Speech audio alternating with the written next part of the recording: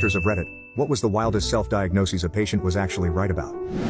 1. I knew my partner had leukemia about a week before I could convince him to go to the doctor. He was bleeding and bruising really easily and had petechiae. I wanted to go to urgent care where I knew the CBC was done quickly on site, but he instead wanted to wait to go to his primary.